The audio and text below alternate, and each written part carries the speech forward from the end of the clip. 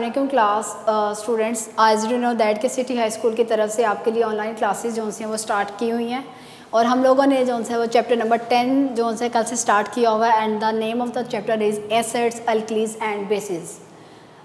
हम लोगों ने जो है वो 2 कॉन्सेप्ट्स अभी तक एसिड्स और बेसिस के जो कॉन्सेप्ट्स हैं वो डिफरेंट साइंटिस्ट ने डिफरेंट कॉन्सेप्ट दिए थे एसिड्स एंड बेसिस के बारे में, और जिसमें से 2 कॉन्सेप्ट्स हम स्टडी कर चुके हैं, Arrhenius and Bronsted. The third one जो कि मोस्ट आप कह रहे हैं कि अभी तक एक्सेप्टेबल है, उसको कहा जाता है जो लुईस एसिड बेस कॉन्सेप्ट। अभी तक जो हम लोग पढ़ चुके हैं आर्हीनियस और ब्रोंस्टेड लोरी कॉन्सेप्ट जो से एसिड और बेस का पढ़ा था, वो दोनों जो से हैं उसमें प्रोटॉन उस कॉन्सेप्ट में प्रोटॉन जो है वो मस्ट होना ज़रूरी था। लेकिन कुछ ऐसे सब्सटेंस है जिसमें प्रोटॉन नहीं भी इन्वॉल्व होता था, तो उसके कॉन्सेप्ट को जो है वो ब्रोंस्टेड लोरी और आर्हीनियस जो है वो एक्सप्लेन नहीं कर सके थे। इस जो उन दोनों का फ्लॉ था, उन दोनों के कॉन्सेप्ट में जो फ्लॉ था उसको फर्दर किसने जो है वो उसमें अमेंडमेंट की और उसमें जो चेंजेस की, तो उन्होंने कॉन्सेप्ट न्यू दिया, वो थे Lewis acid base concept. Lewis ने 1923 में एक साइंटिस्ट है जिनका नाम था G.N. लुईस, और इनका पूरा नेम है गिलबर्ट न्यूटन। आपकी बुक में G.N. लिखा हो, इनका पूरा नेम है गिलबर्ट न्यूटन लुईस। ठीक है, इन्होंने 1923 में एक कॉन्सेप्ट दिया था एसिड्स और बेस का, and he said that acids क्या हैं?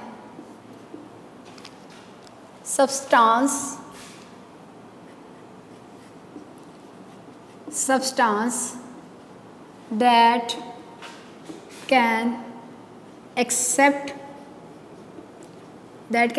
a pair of electron। ठीक है, while he said base is a substance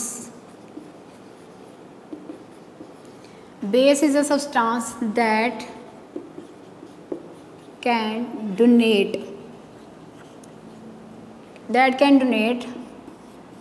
pair of electron। ठीक है, एसिड क्या है? एक ऐसा सब्सटेंस जो पेयर ऑफ इलेक्ट्रॉन को डोनेट करे, और बेस क्या है? एक ऐसा सब्सटेंस जो कि इलेक्ट्रॉन पेयर को एक्सेप्ट करे। इसी से मिलता जुलता कॉन्सेप्ट आप क्लास 9th में जो है वो पढ़ के आ चुके हैं। एक हमने टाइप पढ़ी थी कोऑर्डिनेट कोवेलेंट बॉन्डिंग। ठीक है, कोऑर्डिनेट कोवेलेंट बॉन्डिंग में क्या होता था कि एक एटम था, यानी एक कंपाउंड के पास एक्स्ट्रा पेयर ऑफ इलेक्ट्रॉन होता था और पूरा का पूरा किसी दूसरे एलिमेंट को जो इलेक्ट्रॉन डेफिशिएंट था उसको डोनेट कर सकता था। अभी मैं लिखती हूँ तो आपको जो है ना वो याद आ जाएगा कि हमने क्या पढ़ा हुआ है इसमें। हमने पढ़ी थी जी एग्ज़ाम्पल बोरॉन ट्राइफ्लोराइड, और उसका रिएक्शन हमने करवाया था अमोनिया के साथ।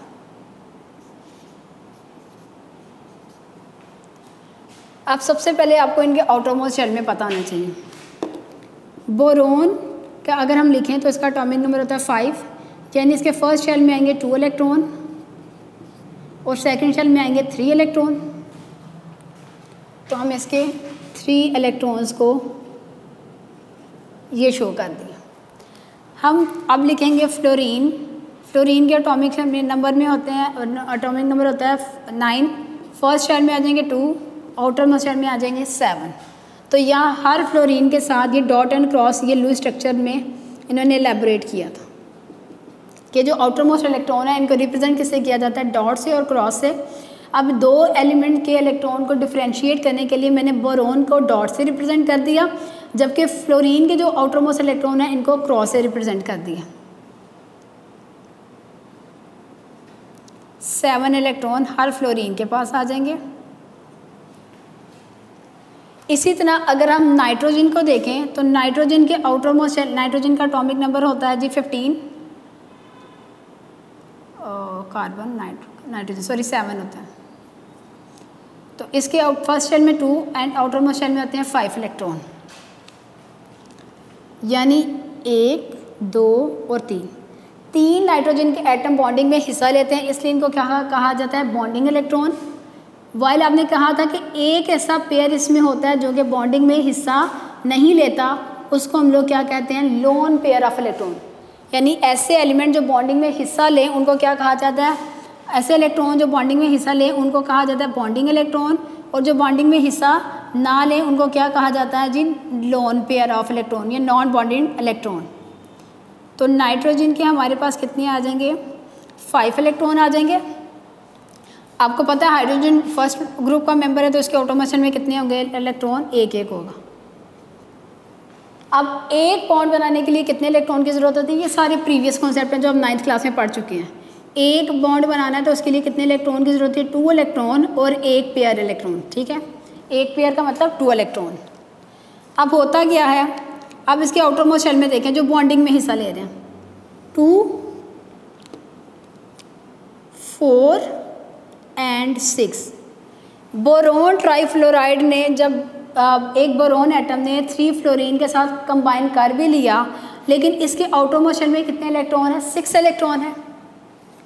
हालांकि मैंने आपको क्या बताया है कि साइन स्टेबिलिटी क्या है, या तो किसी एटम के आउटरमोस्ट शेल में 2 इलेक्ट्रॉन हो या फिर 8 इलेक्ट्रॉन हो। अब इसके लिए आसानी क्या है, ये 2 इलेक्ट्रॉन कहीं से ले लें, कहाँ से ले लें, ये किसी एक ऐसे कंपाउंड के साथ रिएक्ट करेगा जिसके पास एक्स्ट्रा पेयर ऑफ इलेक्ट्रॉन है। ये देखें 2, 4 एंड 6 और ये वाले 2, ये तो स्टेबल है 8 इलेक्ट्रॉन।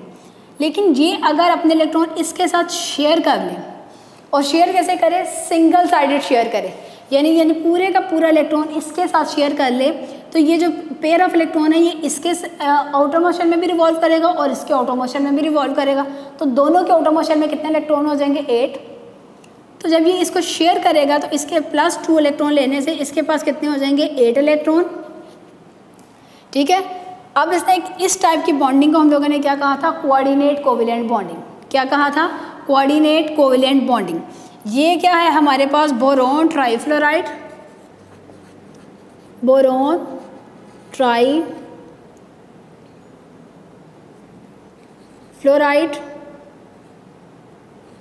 और ये क्या है जी, अमोनिया। ठीक है, अब मैंने ये सिंपल यहाँ पे किया कि अभी इनकी सिर्फ बॉन्डिंग शो की है। नेक्स्ट मैं एक प्रोडक्ट बनाती तो उसमें ये वाला बॉन्ड जो है वो शो करेंगे। हुआ क्या, जैसे ही इस एटम ने इसको डोनेट किया तो एक प्रोडक्ट बन गया, यानी ये BF3NHH। हुआ क्या, इसके पास जो पेयर ऑफ इलेक्ट्रॉन था वो इसने इसके साथ शेयर कर लिया, 1 2 3।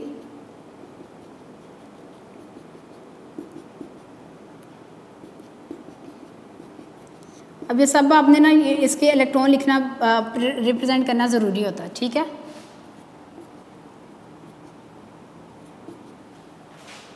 ये जो बॉन्ड बना है इस बॉन्ड को क्या कहते हैं, कोऑर्डिनेट कोवेलेंट बॉन्ड, यानी ये कोऑर्डिनेट कर रहे हैं दोनों। ठीक है, और कोऑर्डिनेट कोवेलेंट क्यों कहा, कोवेलेंट में होती है शेयरिंग और कोऑर्डिनेट में यानी 2 को है, और ये एक साथ एग्जिस्ट कर रहे हैं, कोऑर्डिनेट कर रहे हैं, कोऑर्डिनेट कोवेलेंट बॉन्ड। ठीक है, इसको कहेंगे कोऑर्डिनेट कोवेलेंट बॉन्ड।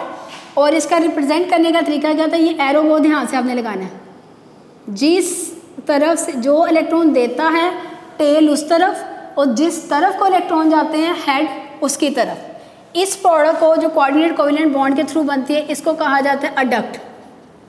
तो हम ये कह सकते हैं कि लुईस एसिड, इसने क्या किया, अब बोरोन ट्राईफ्लोराइड को यहाँ पे क्या कहेंगे, एसिड, क्योंकि इसकी डेफिनेशन के अकॉर्डिंग इसने क्या करना है, पेयर ऑफ इलेक्ट्रॉन को एक्सेप्ट करना है।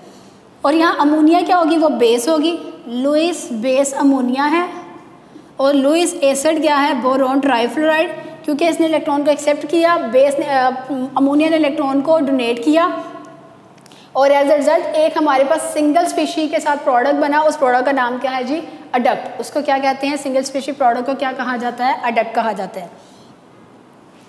इसी से मिलती जुलती आपने एक एग्जांपल जो सी है वो अमोनिया की पड़ी हुई है कि से फॉर एग्जांपल हमारे पास है हाइड्रोजन, प्रोटॉन है, और प्रोटॉन जो सा है उसके पास अमोनिया अगर के इसके साथ रिएक्ट करता है, यानी अभी भी हाइड्रोजन के पास कितने इलेक्ट्रॉन्स हैं जी, यहाँ पे नाइट्रोजन के पास कितने इलेक्ट्रॉन्स होंगे, 2 इलेक्ट्रॉन्स होंगे जो कि नॉन बॉन्डेड फॉर्म में।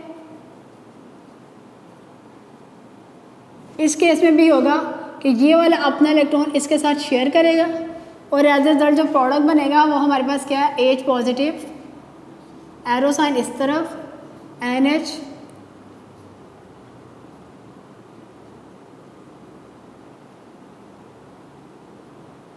सिंगल एक ही एलिमेंट को एक ही तरह के इलेक्ट्रॉन से शो करना होता है, ठीक है। तो इसका नाम हमारे पास क्या है, अमोनियम आयन, अमोनियम आयन बन जाएगा, ठीक है। इस ओवरऑल के ऊपर कौन सा चार्ज आ जाएगा, पॉजिटिव चार्ज आ जाएगा। तो ये हमारे पास क्या बन जाएगा, अमोनियम आयन बन जाएगा। चलें जी, ये हम लोगों ने 2 एग्जांपल के थ्रू हमने लुईस एसिड बेस कॉन्सेप्ट को कर दिया कि ऐसे सब्सटेंस जो कि इलेक्ट्रॉन को एक्सेप्ट करें उनको एसिड्स, और ऐसे सब्सटेंस जो कि इलेक्ट्रॉन को इलेक्ट्रॉन पेयर को डोनेट करें उनको क्या कहा जाता है, सब्सटेंस। अब आ जाता है कि ऐसे सब्सटेंस होते कौन से हैं, लुईस एसिड्स कौन से सब्सटेंस होते हैं। लुईस एसिड्स ऐसे सब्सटेंस होते हैं जिसमें एक कंपाउंड हो जिसका सेंट्रल एलिमेंट, ठीक है, सेंट्रल एलिमेंट इलेक्ट्रॉन डेफिशिएंट हो।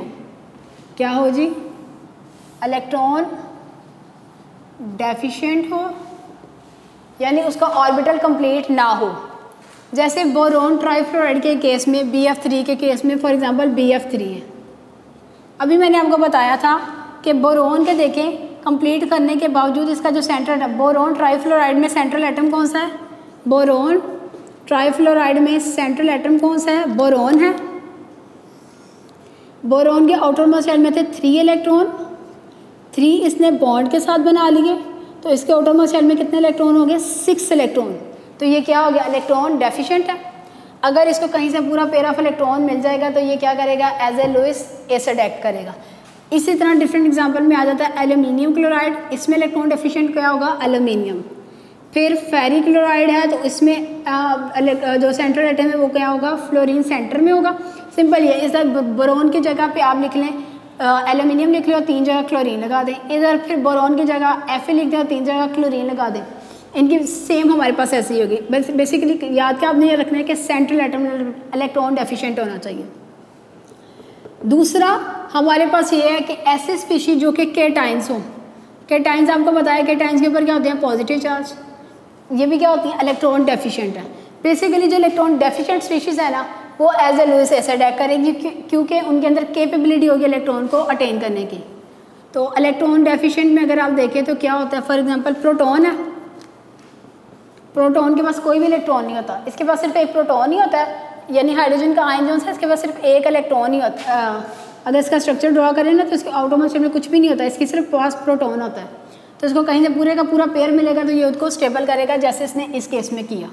तो जो केटाइंस हैं जैसे H पॉजिटिव है, कैल्शियम है, सोडियम आयन है, ये सब क्या करते हैं, as a Lewis acid act करते हैं क्योंकि इनमें कैपेबिलिटी होती है कि ये क्या करती हैं, इलेक्ट्रॉन को अटेन कर सकते हैं, पेयर ऑफ इलेक्ट्रॉन को अटेन कर सकते हैं। फिर हमारे पास ये एक्सरसाइज के क्वेश्चन है कि कौन, टेस्ट योरसेल्फ का क्वेश्चन है, टेस्ट योरसेल्फ 10.1 का, कि कौन सी species as a Lewis acid act करती हैं। फिर आ जाता है कि कौन सी स्पीशीज़ हैं जो कि लुईस बेस के तौर पर एक्ट करती हैं। ठीक है, लुईस बेस के तौर पर यहाँ पे क्या है, हमारे पास ऐसी स्पीशीज़ विच हैव एक्स्ट्रा, या आप कह लें which have lone pair of electron, lone pair of electron. Lone pair की आप डेफिनेशन 9th में पढ़ चुके हैं, नॉन बॉन्डिंग इलेक्ट्रॉन। जैसे कि अमोनिया है, अभी आपको एग्जांपल 2 एग्जांपल में बताया कि अमोनिया के पास क्या होता है, एक लोन पेयर होता है। जैसे वाटर है, ये आपके टेस्ट योरसेल्फ में क्वेश्चन भी है कि ब्रोंस्टेड लोरी कॉन्सेप्ट के अकॉर्डिंग तो वाटर एसिड था, लेकिन इसके अकॉर्डिंग वाटर क्या है, वो बेस है। उसके बेस होने की रीज़न क्या है कि यहाँ पे आपको पता है कि ऑक्सीजन के ऑक्सीजन के पास क्या होते हैं, 2 लोन पेयर होते हैं। यानी ये लोन पेयर की वजह से ये अपने लोन पेयर किसी दूसरे एटम को दे के तो उसके साथ अट्रैक्ट कर सकता है। फॉर एग्जांपल मैं कहती हूँ अगर ये वाला इलेक्ट्रॉन है ना ये प्रोटॉन के साथ ऐसे एक्ट करेगा, ये इसको पूरे का पूरा देंगे तो H3O पॉजिटिव बना सकते हैं, ठीक है। ये पूरे का पूरा इलेक्ट्रॉन पेयर इसके साथ शेयर कर सकते हैं। तो यहाँ पे क्या होगा, वाटर क्या होगा, ये लुईस बेस होगा, लेकिन ब्रोंस्टेड-लोरी कॉन्सेप्ट के अकॉर्डिंग ये क्या है, एसिड है, ठीक है। अगर ये स्ट्रॉन्ग एसिड के साथ अट्रैक्ट करते हैं तो हमने ये कहा ऐसी स्पीशीज जिसके पास क्या हो, लोन पेयर ऑफ इलेक्ट्रॉन हो, उसको क्या कहा जाता है, लुईस बेस कहा जाता है। सेकंड हमने ये कहा कि ऐसी स्पीशी जो कि अगर ये कैटाइन थे तो इलेक्ट्रॉन डेफिशिएंट थे, अगर कोई सब्सटेंस क्या होंगे, एनाइन होंगे, तो इनके पास क्या होते हैं, एनाइन। फॉर एग्जांपल आप कह लें साइनाइडाइन है, फॉर एग्जांपल आप कह लें हाइड्रोक्सिलाइन है, ये क्या करेंगे, इनके पास एक्स्ट्रा इलेक्ट्रॉन्स होते हैं, तो ये भी क्या कर सकते हैं, as a Lewis base act कर सकते हैं, ठीक है। अभी तक हम लोगों ने डेफिनेशन पढ़ी, फिर हमने कहा हमने डेफिनेशन में क्या कहा, ऐसी स्पीशीज जो कि इलेक्ट्रॉन एक्सेप्ट कर सके, उसको इलेक्ट्रॉन पेयर, इलेक्ट्रॉन नहीं कहना, पेयर ऑफ इलेक्ट्रॉन कहना। यहाँ से डेफिनेशन स्टूडेंट अक्सर मिस्टेक करते हैं, सिंगल इलेक्ट्रॉन की बात नहीं हो रही, यहाँ पेयर ऑफ इलेक्ट्रॉन की बात हो रही है। तो अगर पेयर ऑफ इलेक्ट्रॉन डोनेट कर सके, एक्सेप्ट कर सकें एसिड, ए से accept, pair of electron acid accept कर सकता है। बेस क्या कर सकती है, पेयर ऑफ इलेक्ट्रॉन को डोनेट कर सकती है। अगर ये लॉन्ग क्वेश्चन आता है, आपने पहले इंट्रोडक्शन, फिर डेफिनेशन एसिड्स की, बेस की, फिर आपने एक्सप्लेन करना है इस प्रोडक्ट को, इसको किससे, एग्जाम्पल के थ्रू, 2 डिफरेंट एग्जाम्पल के थ्रू मैंने आपको एक्सप्लेन कर दिया। उसके बाद बताया कि कौन सी species as a Lewis acid act करती हैं, कौन सी species as a Lewis base act करती हैं।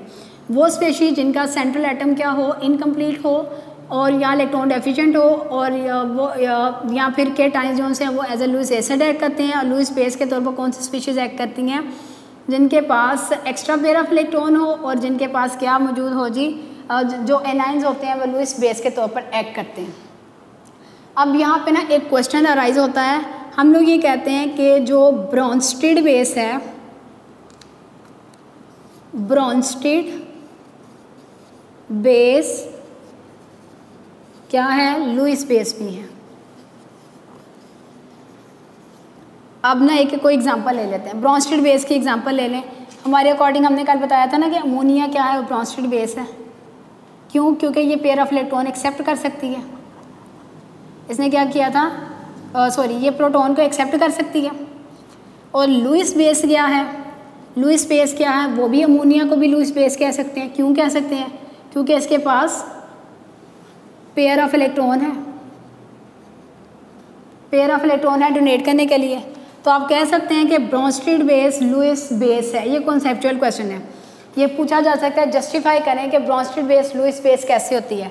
क्योंकि ब्रोंस्टेड जो बेस है उसमें एक्स्ट्रा इलेक्ट्रॉन है, जिसकी वजह से इसमें कैपेबिलिटी है कि इस प्रोटॉन को एक्सेप्ट कर सके। ऑन द कॉन्ट्रेरी इसके अंदर ये भी कैपेबिलिटी है कि ये अपना प्रोटॉन इसको जो है वो ये पूरे का पूरा लोन पेयर डोनेट कर सके। इस वजह से जो ब्रोंस्टेड की बेस है वो लुईस की भी बेस है। जबकि जो ब्रोंस्टेड का एसिड है, जो ब्रोंस्टेड के अकॉर्डिंग एसिड है, वो लुईस के अकॉर्डिंग एसिड नहीं है। फॉर एग्जांपल ब्रोंस्टेड का एसिड था HCl। क्यों? क्योंकि इसके पास हाइड्रोजन था, और ये क्या करता था, ये अपना प्रोटॉन इसको किसी दूसरे एलिमेंट को डोनेट कर सकता था।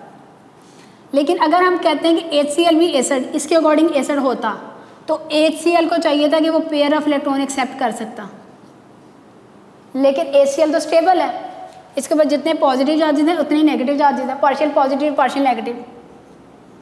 तो इसको तो इलेक्ट्रॉन ना लेने की ज़रूरत है ना देने की ज़रूरत है। तो ये क्या करें, पेयर ऑफ इलेक्ट्रॉन चूँकि ये एक्सेप्ट नहीं कर सकता, इस वजह से लुईस का एसिड जो है वो ब्रोंस्टेड का एसिड नहीं हो सकता। ये एक क्वेश्चन भी है, why Bronsted acids are not the Lewis acid. तो आप ये कह सकते हैं because the Bronsted acid can donate proton while Lewis acid cannot accept the pair of electron. For example, HCl can donate the proton, but it cannot accept the pair of electron. That is why Bronsted acid is not a Lewis acid. On the contrary, Bronsted base is a Lewis base. Why? Because it can accept proton as well as it can donate the pair of electron, that is why Bronsted base is also known as Lewis base. ठीक है, अब हमारे पास एक test yourself में एक question है कि हमारे पास जो से अब ये मैं तीनों ना जो हैं, तीन हमने कॉन्सेप्ट पढ़े हैं, इन तीनों को रिवाइज करते हैं। आर्हीनियस के कॉन्सेप्ट के अकॉर्डिंग एसिड कौन सी स्पीशी थी जो कि वाटर को में डिसोसिएट करती थी प्रोटॉन को, और बेस क्या करती थी, डोनेट करती थी वाटर में हाइड्रोक्साइल आयन को। फिर हमने पढ़ा ब्रोंस्टेड का। ब्रोंस्टेड ने कहा कि प्रोटॉन जो लूज़ करता है, वो जो डोनेट करता है वो क्या है, एसिड है, और जो हमारे पास जो एक्सेप्ट करता है प्रोटॉन को वो क्या है, बेस है। फिर इसने कहा कि जोन सा है वो लुईस एसिड बेस कॉन्सेप्ट के अकॉर्डिंग जो स्पीशी इलेक्ट्रॉन पेयर को एक्सेप्ट करती है उसको क्या कहा जाता है, एसिड, और जो डोनेट करती है उसको क्या कहा जाता है, बेस। अगर आप इनके एसिड बेस कॉन्सेप्ट लिखें ना, आर्हीनियस का एसिड HCl, आर्हीनियस की बेस सोडियम हाइड्रोक्साइड, ये H लूज़ करेगा, ये OH लूज़ करेगा, तो रिजल्ट क्या बनेगा, NaCl प्लस वाटर। एसिड और बेस के रिएक्शन के साथ हमेशा क्या बनना है जी, सॉल्ट एंड वाटर, और इस रिएक्शन को कहा जाता है न्यूट्रलाइजेशन रिएक्शन। ठीक है, ये किसका कॉन्सेप्ट था, आर्हीनियस का।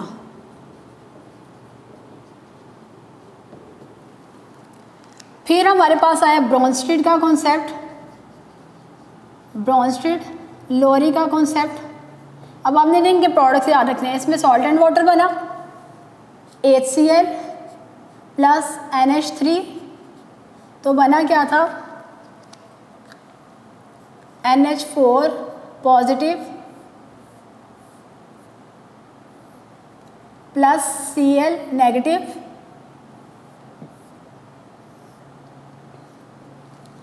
यानी बना क्या था, कॉन्जुगेट एसिड और कॉन्जुगेट बेस। ये आपसे पूछा जा सकता है। ब्रोंस्टेड लोरी कॉन्सेप्ट की प्रोडक्ट है कॉन्जुगेट एसिड कॉन्जुगेट बेस, और आर्हीनियस के अगर न्यूट्रलाइजेशन रिएक्शन लिखे तो उसकी प्रोडक्ट क्या है, सॉल्ट एंड वाटर। जबकि हमारे पास जो थर्ड कॉन्सेप्ट है वो है लुईस। लुईस की हमारे पास प्रोडक्ट क्या है जी, वो है अडक्ट। ठीक है, इसके साथ ही अब तक हम लोगों ने इंट्रोडक्शन से लेके तीन जो कॉन्सेप्ट एसिड बेस के पढ़े हैं, इसमें आपका कवर हो जाएगा टेस्ट योरसेल्फ 10.1 कंप्लीट कवर हो जाएगा। इससे रेलिवेंट जितने भी शॉर्ट क्वेश्चन आंसर हैं वो सब मैंने इसमें टॉपिक्स में एक्सप्लेन कर दिए हैं। और एक्सरसाइज के शॉर्ट क्वेश्चन के साथ ही साथ जो आपको नोट्स प्रोवाइड किए गए ना, वहाँ से लर्न करते जाएं। एक्सरसाइज के जो शॉर्ट क्वेश्चन आंसर हैं वो हैं आपके 3 से 6 तक। एक्सरसाइज के शॉर्ट क्वेश्चन 3 से 6 तक आपके यहाँ तक कवर हो जाएंगे। आज तक हमारा टॉपिक इतना ही था। कल हम एक नया कॉन्सेप्ट जो है वो स्टार्ट करेंगे।